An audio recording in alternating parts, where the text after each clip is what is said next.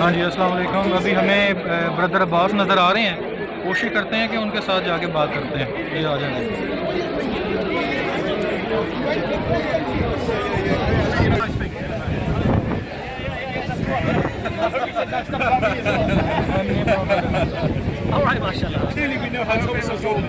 السلام علیکم ورحمۃ اللہ وبرکاتہ.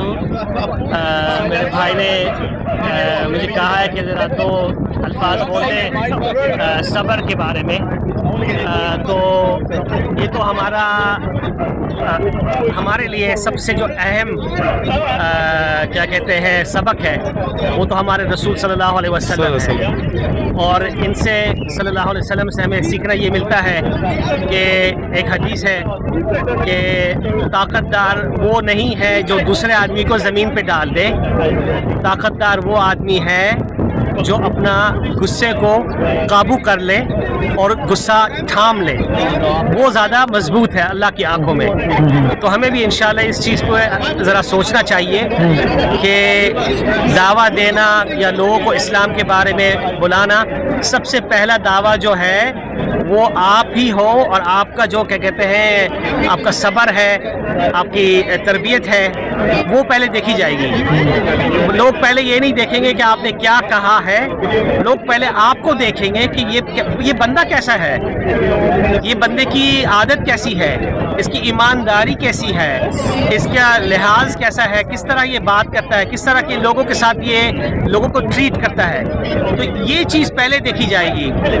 ادروائز تو میں کہتا ہوں کہ الفاظ تو ہیں وہ بہت کیا کہتے ہیں چیپ ہیں، اس کی کوئی قیمت نہیں ہوگی الفاظوں کی.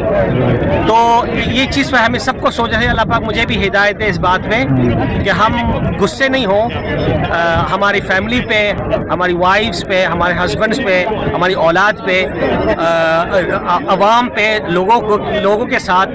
تو انشاءاللہ پھر اس کا اثر جو ہے وہ اچھا ہی ہوگا انشاءاللہ. کیونکہ غصے کے وقت کیسے اس سچویشن سے نکلا جائے، وہ کون سی چیز ہے جو انسان کے پہلی چیز تو یہ ہے اعوذ باللہ من الشیطان الرجیم بسم اللہ الرحمن الرحیم، کہ اللہ سے آپ مانگو پروٹیکشن، حفاظت شیطان سے. کیونکہ کہتے ہیں کہ جب انسان غصے میں آ جاتا ہے تو شیطان اس کی رگوں میں سے گزرتا ہے اور اس کو وہ اور بہکاتا ہے اور اس کو غصے میں لے آتا ہے. اور غصے کی حالت میں آپ وہ چیز کر پاؤ گے اور وہ چیز کہہ پاؤ گے جو عام وقت میں جب آپ کی جو عادت ہے، جب آپ کام ہوں گے، آپ نرم دل کے ہوں گے، غصے میں نہیں ہوں گے، تو اس وقت میں آپ وہ چیزیں نہیں کہہ پاؤ گے یا وہ چیز نہیں کر پاؤ گے. تو اس کا فائدہ ہی فائدہ ہے انشاءاللہ. غصے کو تھامے کر کے اس کو دباؤ انشاءاللہ. اللہ کو یاد کرو، اللہ سے حفاظت مانگو اس بات کی. اور انسان کو یہ سوچنا چاہیے جب غصہ آتا ہے کہ یا اللہ مجھے بہت غصہ ہے لیکن تیرے لیے میں انشاءاللہ صبر کروں گا. اس کا بہت فائدہ ہوگا انشاءاللہ. اللہ پاک مجھے بھی ہدایت ہے انشاءاللہ تعالیٰ، اور آپ لوگ سب کو بھی انشاءاللہ ضرور. آپ بھی. السلام علیکم.